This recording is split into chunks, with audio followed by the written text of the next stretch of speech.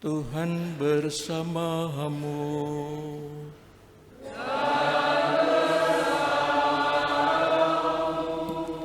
Inilah Injil Yesus Kristus menurut Markus.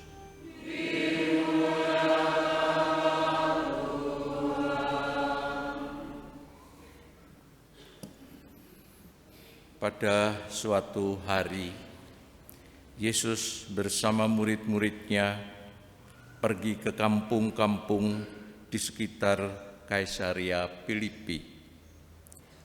Di tengah jalan, Yesus bertanya kepada murid-muridnya, "Kata orang, siapakah aku ini?"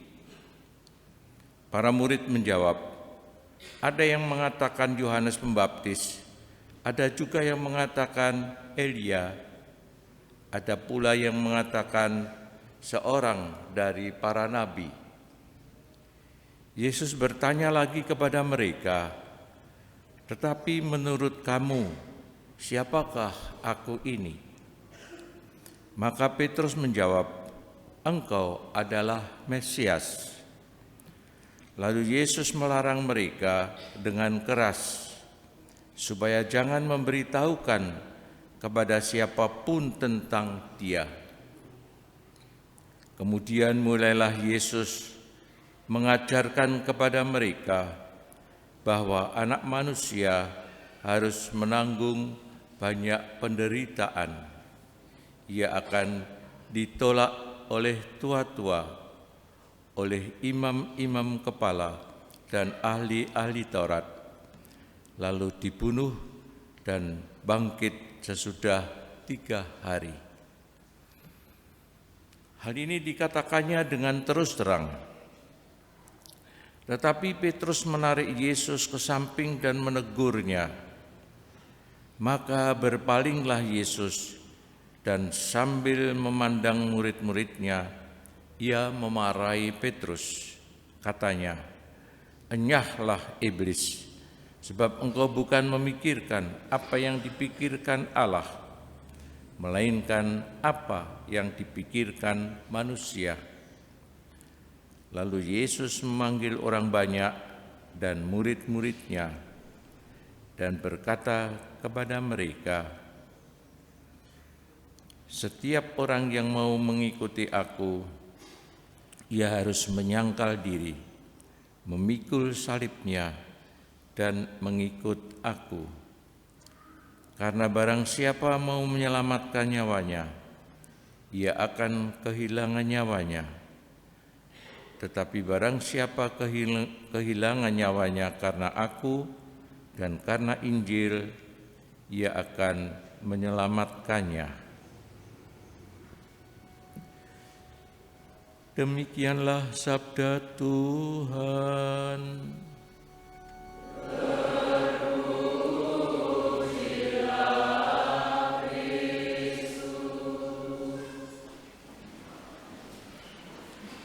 Ibu bapak dan saudara-saudari semua yang terkasih,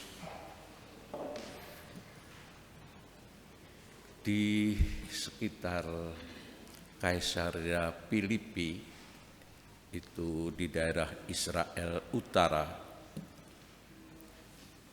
dalam perjalanan seperti kita dengar tadi, Yesus bertanya kepada murid-muridnya dalam perjalanannya itu, "Menurut kamu atau menurut kata orang, siapakah aku ini? Siapa?" Setelah beberapa waktu berkeliling mengajar, murid-muridnya diajak dari satu tempat ke tempat yang lain, dari satu desa ke desa yang lain. Lalu dalam perjalanan itu Yesus bertanya, "Kata orang, siapakah aku ini?" Lalu jawabnya macam-macam, ada yang menjawab Yohanes Pembaptis, Elia. Yohanes Pembaptis itu yang mewartakan pertobatan, supaya mereka meninggalkan kejahatan-kejahatannya, perbuatan-perbuatannya yang tidak baik, dan kembali kepada Tuhan dan dibaptis. Elia dalam Perjanjian Lama, Elia mengajak orang untuk tetap setia kepada Allah yang telah membimbing mereka dari Mesir. Elia adalah figur nabi mengingatkan umat Israel untuk tetap setia kepada Allah dan menyembah Allah yang telah menuntun mereka selama ini. Atau seorang nabi macam-macam untuk mengerti, mengetahui siapa Yesus, identitasnya itu. Kemudian Yesus bertanya kepada para muridnya, kalau kamu, menurut kamu siapakah aku ini? Menurut kamu? Petrus menjawab, engkau adalah Mesias. Mesias itu adalah orang yang diberkati, yang diurapi oleh Allah, diutus oleh Allah untuk membebaskan umat Israel, untuk memberikan keselamatan kepada umat Israel itu. Tetapi anehnya kenapa Yesus kemudian melarang? Lalu Yesus melarang mereka dengan keras supaya jangan memberitahukan kepada siapapun tentang Dia. Memang betul bahwa Yesus adalah Mesias yang diutus oleh Allah. Tapi kenapa ini tidak bisa diwartakan kemana-mana? Dianggapnya supaya orang-orang tidak salah paham mengenai Dia. Seperti harapan banyak orang pada waktu itu untuk dibebaskan dari penjajahan, penindasan kerajaan Romawi. Jadi dianggap ini adalah pejuang ataupun penyelamat secara politik untuk mendapatkan kekuasaan, dan berjuang melawan penindasan Romawi. Karena itu bukan yang dikehendaki oleh Yesus, bukan Mesias seperti itu.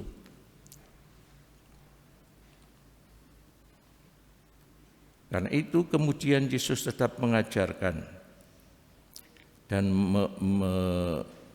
mengatakan bahwa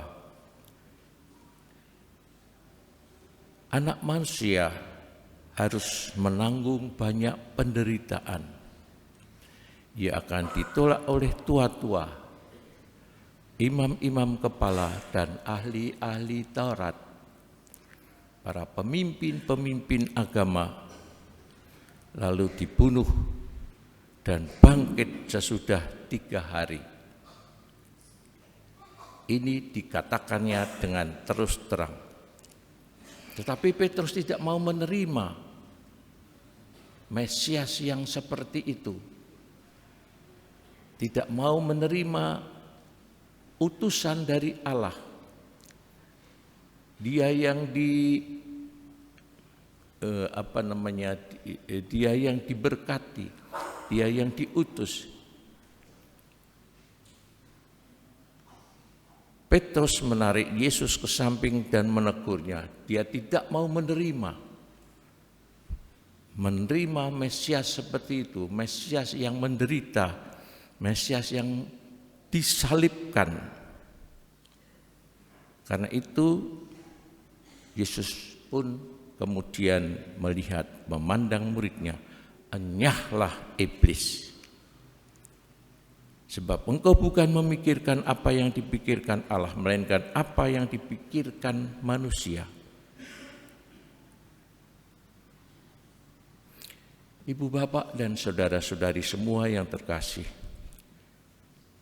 kalau kita ditanya dalam hati kita masing-masing secara pribadi, menurut kamu siapakah aku?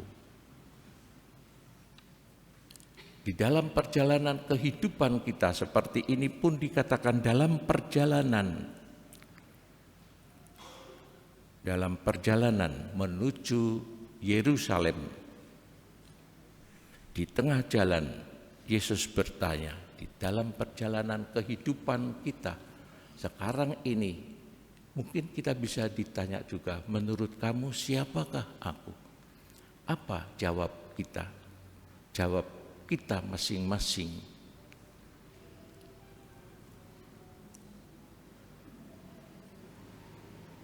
Apakah seperti Petrus?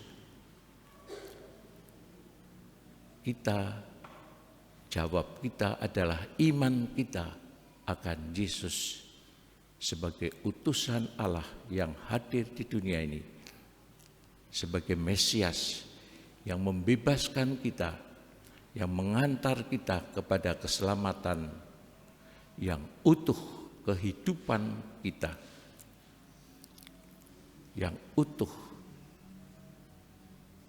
yang mengampuni dosa-dosa, yang mengajarkan untuk ikut jalan salib untuk kemuliaan abadi. Kita mempunyai pengalaman masing-masing dalam perjalanan kehidupan kita mengenai iman kepercayaan kita. Seperti Santo Yakobus pun mempunyai iman, kepercayaan seperti yang dikatakan bahwa iman harus hidup. Iman tanpa perbuatan adalah mati. Demikian dalam surat Santo Yakobus. Iman, apa yang kita imani terhadap Yesus, kita wujudkan di dalam kehidupan bersama. Misalnya, dalam surat Santo Yakobus, seorang saudara atau saudari tidak mempunyai pakaian dan kekurangan makanan sehari-hari. Kalau seorang di antara kamu berkata padanya, "Selamat jalan, kenakanlah kain panas dan makanlah sampai kenyang," tetapi ia tidak memberikan kepadanya apa yang diperlukan tubuhnya, apakah gunanya itu? Apakah artinya iman tanpa perbuatan? Iman juga harus membuahkan dalam hubungannya dengan orang-orang lain. Marilah kita hening sejenak merenungkan sabda Tuhan. Siapakah Yesus bagi kita bersama? Siapakah Yesus bagi hidup kita pribadi dalam perjalanan kita di dunia ini? Dan apa artinya iman kepercayaan yang kita anut itu di dalam kehidupan bersama, hidup bersama dengan orang-orang lain? Kita hening sejenak.